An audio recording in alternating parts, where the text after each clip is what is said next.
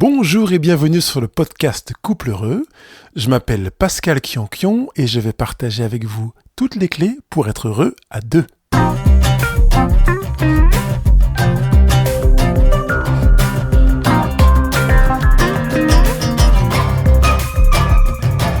Mon conjoint veut toujours avoir raison. Aujourd'hui, c'est l'épisode 2 pour aller plus loin concrètement. Bonjour, je suis ravi de vous retrouver pour continuer ce rendez-vous, cette émission sur le fait que votre conjoint peut toujours avoir raison. Mais je voudrais quand même juste dire que parfois, le conjoint qui veut toujours avoir raison, c'est soi-même. La semaine dernière, on a déjà commencé avec cette idée-là.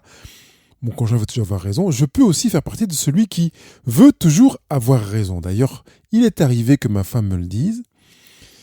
Elle n'avait pas tort. Vous comprenez l'idée. Pas toujours, mais en tout cas, c'est intéressant aussi de prendre conscience de sa volonté d'avoir raison. Qu'est-ce que ça veut dire quand on veut avoir raison ? Alors, c'est le sujet de notre émission aujourd'hui sur lequel je voudrais m'arrêter, parce que je voudrais aussi donner à la personne qui a cette impression de vouloir avoir raison, ou parfois qui ne perçoit pas sa volonté d'avoir raison, de s'identifier, de se dire « Ah oui, je me reconnais, ah oui, c'est moi, j'ai cette tendance-là, et je vois que je réagis comme ci et comme ça, parce que je veux avoir raison. » Ou plutôt, quand je me rends compte que j'agis d'une de ces 6 manières que je vais vous décrire, peut-être que je fais partie de celui qui veut avoir raison. Alors, quelles sont les raisons qui font que vous pourriez vouloir tenir à avoir raison, que ce soit vous ou votre conjoint? Si votre conjoint veut avoir raison, eh bien, il a des motivations derrière. C'est vraiment quelque chose d'important. Donc, je ne vais pas en étendre, en décrire de nombreuses. Je vais aller me centrer sur 6 éléments qui vont vous permettre, je souhaite, de travailler sur vous-même pour prendre conscience de votre posture en tant que conjoint vis-à-vis de votre autre conjoint, évidemment. La première raison que je voudrais mentionner qui pourrait motiver à vouloir avoir raison, c'est le besoin d'exister, d'être valorisé et de s'auto-valoriser. Donc une personne qui se bat et qui tient à avoir raison peut être de cette tendance-là. Elle a besoin d'être valorisée, d'être reconnue, ou bien de s'auto-valoriser parce qu'elle a l'impression qu'en face, elle ne l'est pas suffisamment. Et donc, ça peut correspondre à certains domaines dans le couple. C'est-à-dire qu'il y a des domaines dans lesquels vous pouvez lâcher prise, ou vous voyez que votre conjoint lâche complètement prise. Là-dessus, il ne discute pas, vous faites ce que vous voulez, vous dites que vous voulez faire ça, il vous dit d'accord. Et puis, tout à coup, il y a des domaines dans lesquels vous vous rendez compte que c'est beaucoup plus difficile. Comme si c'était des chasses gardées. Je prends l'image un petit peu du chien qui va faire pipi dans les coins pour donner son territoire. Et dès que vous rentrez dans ce territoire-là, voilà, là il y a réaction et vous voyez qu'en face, votre conjoint veut avoir raison, mais c'est aussi valable pour vous. Vous avez complètement conscience que quand quelqu'un rentre dans ce territoire-là, vous n'êtes prêt à ne rien lâcher, vous tenez et vous voulez vous imposer. Parfois, on n'est pas vraiment conscient de cette dynamique-là. Les fois où ma femme m'a dit que je voulais avoir raison, je n'ai pas forcément conscience que c'est ça. Mais avec un peu de recul, on peut se dire oui, c'est vrai, dans ce domaine-là, je veux avoir raison. Alors, ça me permet à moi d'apprendre à me connaître en tant que conjoint qui veut parfois avoir raison. Et je vous le donne pour que vous puissiez aussi apprendre à vous connaître, parce que c'est quand même aussi intéressant. C'est aussi un deuxième signe, une deuxième raison qui fait qu'on peut avoir cette tendance à se battre pour avoir raison, c'est l'égotisme ou le narcissisme. On voudrait qu'on nous regarde, qu'on nous admire, qu'on nous applaudisse. Alors c'est tout près de la valorisation, mais c'est beaucoup plus, je dirais, déviant. C'est-à-dire que le besoin de valorisation, il est neutre, je dirais, dans la mesure où on a besoin, tout humain a besoin d'être valorisé.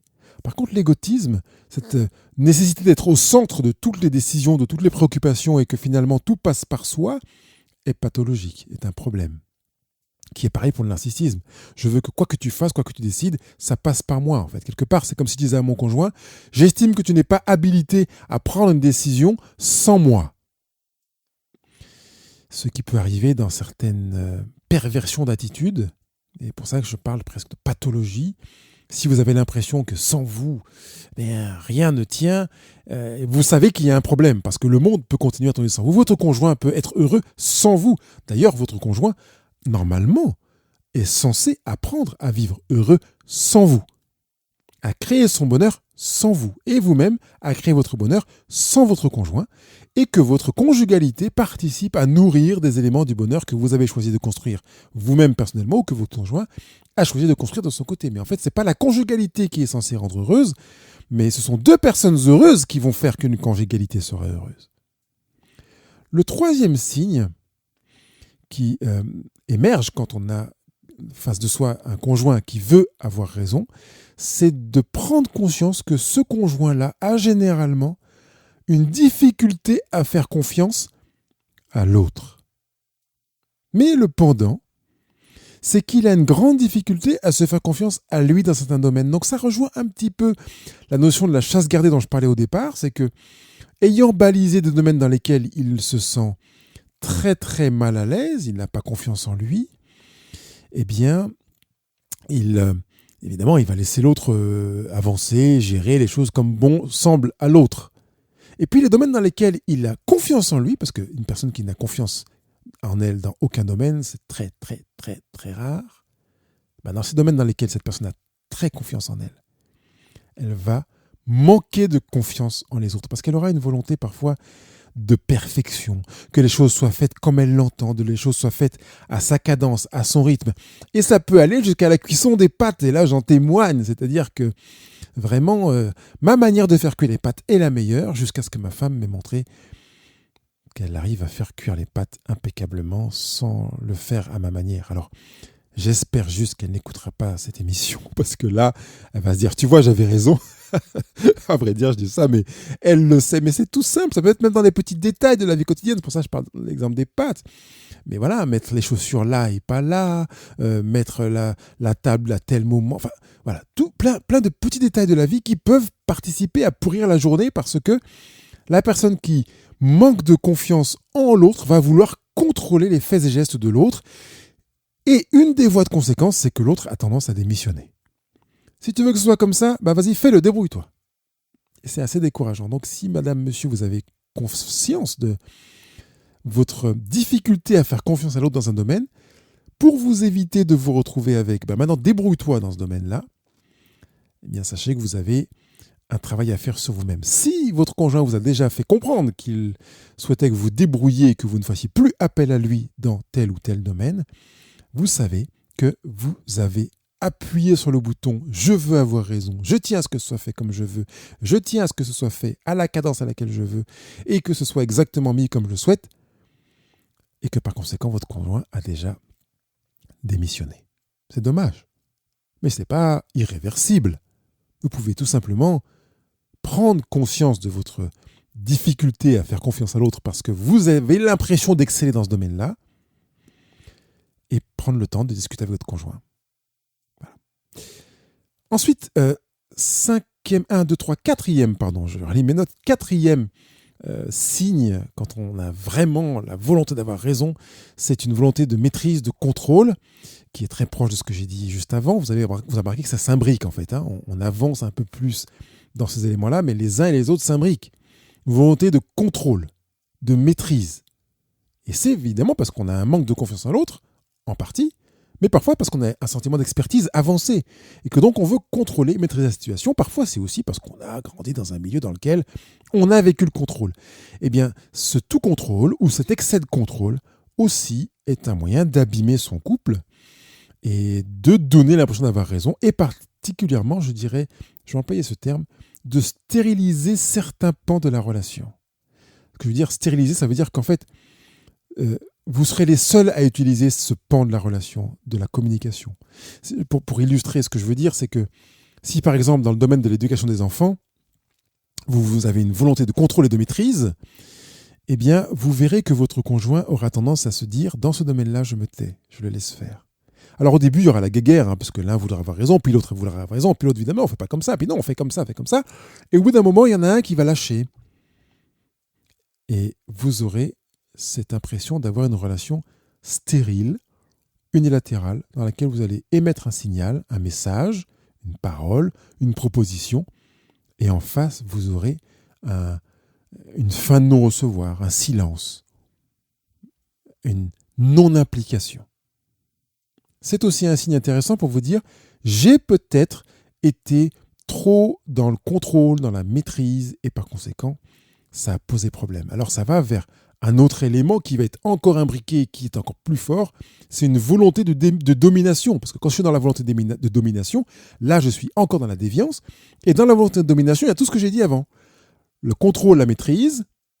En dessous, le manque de confiance en l'autre. Donc évidemment, je vais dominer parce que j'ai confiance en moi et pas en l'autre. Évidemment, il y a l'égotisme, le narcissisme, je suis le meilleur, il n'y a que moi qui fais les choses bien, etc. Et j'ai besoin d'exister, de m'auto-valoriser, de me servir tout seul, et par conséquent, parfois de desservir le couple, et puis de l'abîmer. On ne se rend pas forcément compte de cette voie de conséquence, mais quand on est dans la domination conjugale, eh bien c'est un problème. D'ailleurs, hier, pas plus tard qu'hier, j'entendais un groupe de jeunes qui discutaient, et un gars qui disait, oui, en fait... l'homme doit dominer la femme. Alors j'entends là qu'il est dans une, on va dire dans une tradition judéo-chrétienne, mais pas forcément, parce qu'il y a une culture africaine. Donc il y a aussi la tradition locale là-bas. L'homme doit dominer l'homme doit dominer la femme, et c'est normal, et que la femme doit se soumettre à l'homme. Oh là là, quelle horreur, quelle horreur. J'espère que vous n'êtes pas dans ces dynamiques-là, et que tout ce que vous faites et que vous attendez que votre conjoint fasse soit de son propre chef, de sa propre volonté, sans aucune domination, parce que la domination est déviante. Je l'affirme. Et encore une fois, si vous n'êtes pas d'accord, exprimez-vous. Et puis, le 6e et dernier signe que je veux montrer pour les personnes qui veulent avoir raison, c'est que vous avez parfois réellement raison. Voilà, ça arrive. Oui. Mais ce n'est pas parce que vous avez réellement raison que vous devez toujours avoir raison, que vous devez vous imposer, chercher à dominer, chercher à contrôler, à maîtriser, à avoir confiance en vous et à manquer de confiance en l'autre, à être égoïste, narcissique, et à chercher à vous auto-valoriser en oubliant les besoins des autres et en valorisant vos besoins. Vous avez besoin d'exister, oui, mais et les autres, et l'autre aussi. Alors je vais vous donner quelques éléments si vous avez tendance à chercher à avoir toujours raison. Ou si votre conjoint a besoin d'avoir raison. J'ai dit toujours, mais les personnes que j'accompagne savent que le mot toujours n'a pas sa place dans une relation d'échange avec son conjoint. Tu fais toujours ça ou tu veux toujours avoir raison, est loin d'être opportun. Donc je l'ai mis dans le titre comme ça et j'utilise dans le cadre de cette émission, mais la notion de toujours et de jamais est vraiment irrationnelle. C'est la raison pour laquelle je l'évacue et je demande qu'elle soit évacuée de l'échange dans la conjugalité, mais aussi dans l'éducation, pour permettre avoir des échanges qui soient sains et non empreints de ces approches d'enfermement qui sont toujours et jamais. D'ailleurs, je me disais, je pourrais faire une émission là-dessus. Je vais prendre note dès que j'aurai fini cet enregistrement. Donc, si vous avez l'impression d'avoir un conjoint qui a besoin d'avoir raison, et vous avez noté que j'ai enlevé le toujours, vous savez que votre conjoint a besoin d'être écouté. Alors on pourrait dire, si vous sentez en vous le besoin d'avoir raison, vous savez que vous avez besoin d'être écouté. Donc ça marche dans les deux sens. Donc si votre conjoint manifeste le besoin d'avoir raison, vous savez qu'il a besoin d'être écouté. Alors mettez-vous à son écoute.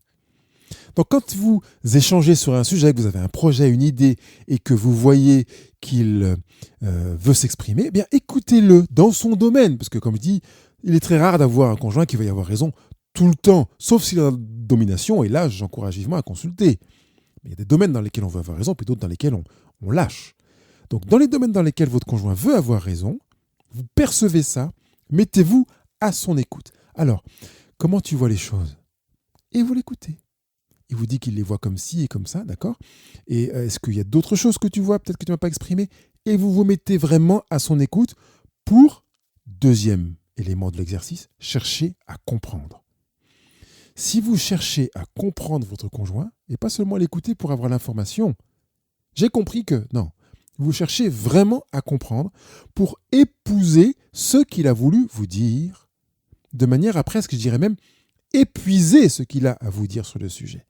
Et quand vous avez fait cet exercice-là, eh bien vous avez, dirais-je, les cartes sur la table qui sont dépliées et qui vous permettent à vous de vous positionner après avoir eu l'opportunité d'avoir une clarification tellement évidente que presque il n'y a plus de doute. Mais tant qu'il y a des choses qui vous paraissent être des zones d'ombre ou des ambiguïtés, Posez la question. Alors, tu m'as dit que ça et ça, donc, ça, tu le vois donc comme ça. Et tu penses que c'est mieux de le faire comme ça. C'est bien ça, hein? Oui, oui, c'est ça. Et qu'est-ce que tu m'as dit qui fait que tu penses que... Et votre conjoint va continuer à s'exprimer de manière à avoir la certitude d'être compris. Et vous savez qu'en entrant dans cette dynamique-là, vous répondez au premier point que j'ai évoqué dans les motivations qui font qu'on a envie d'avoir raison. C'est le besoin d'exister, le besoin d'être valorisé et parfois de s'auto-valoriser. Quand votre conjoint va s'exprimer et être écouté, il aura le sentiment d'exister, premièrement. Deuxièmement, quand vous allez chercher à comprendre ce qu'il va partager avec vous, il va être valorisé parce que vous n'allez pas passer du temps à le chercher à comprendre quelque chose qui vous paraît nul, minable et inacceptable. Par conséquent, si vous cherchez à comprendre, vous participez à valoriser votre conjoint. L'idée n'est pas de dire que vous allez forcément aller dans la direction de ce qu'il a choisi de faire, mais au moins, vous aurez choisi de chercher à le comprendre, donc de donner de la valeur à ce qu'il est en train de vous dire. Troisième point de cet exercice, c'est de participer à la coopération. Cherchez sur les cartes qui sont sur la table que votre conjoint a ouvertes, eh bien de vous dire qu'est-ce que je pourrais piocher là-dedans qui pourrait me permettre d'être en phase avec moi-même. Parce que l'idée n'est pas de vous quitter vous-même et de vous abandonner, de vous oublier, de vous négliger pour adopter le point de vue de votre conjoint, mais d'aller épouser, d'ailleurs c'est très bien adapté dans le cadre du couple, d'aller épouser ce qui, dans le regard de votre conjoint, correspond à vos valeurs, à votre manière de voir les choses et de penser. Et donc, vous avez fait ces 3 premières étapes, vous imaginez à quel point c'est constructif. Parce qu'en plus, quand vous allez vouloir coopérer dans cette 3e étape avec votre conjoint, eh bien, vous allez continuer à nourrir son besoin d'exister, d'être valorisé, étant donné que vous allez récupérer sur la table des éléments qu'il a apportés de sa réflexion.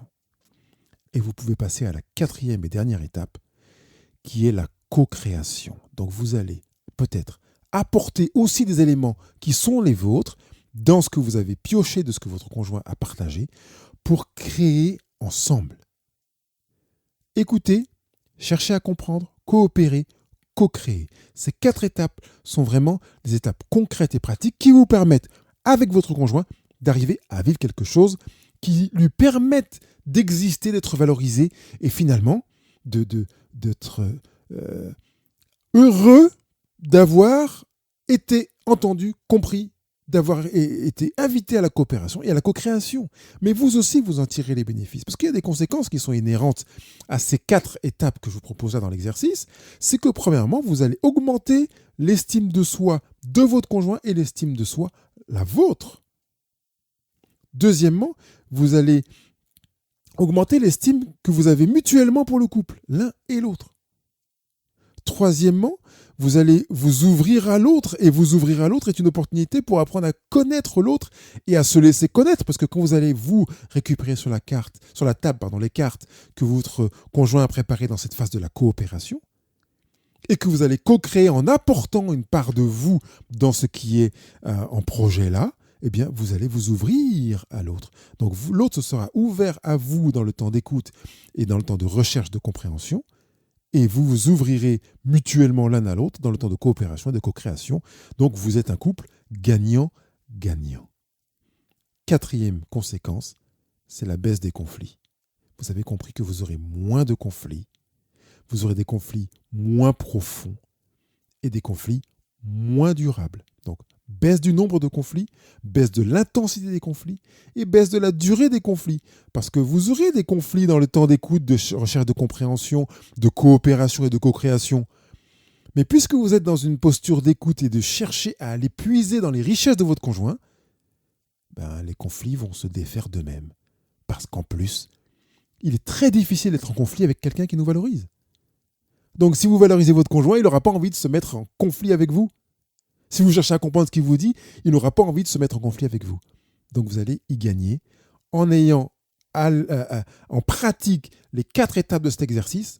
Écoutez, cherchez à comprendre, coopérer et co-créer. Vous tirerez les conséquences qui sont une meilleure estime de soi de chacun des membres du couple, une estime pour le couple grandissante dans chacun des membres du couple, une ouverture de soi à l'autre et une baisse du nombre des conflits, de l'intensité des conflits et de la fréquence des conflits. Je suis ravi de vous avoir donné ces clés pour créer votre bonheur à deux.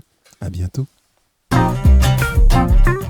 Je vous remercie d'avoir pris le temps d'écouter cette émission. Elle vous a fait du bien ? Alors allez sur iTunes ou Google Podcast et donnez votre avis en mettant 5 étoiles. Ce sera vraiment sympa de votre part. Si vous voulez partager ce podcast, c'est facile. Une fois dans votre application podcast, choisissez le pictogramme partager et envoyez le lien à vos amis. Surtout, n'oubliez pas de me laisser des commentaires et vos questions juste en bas de l'émission. Je me ferai un plaisir de vous lire. Je vous dis à bientôt.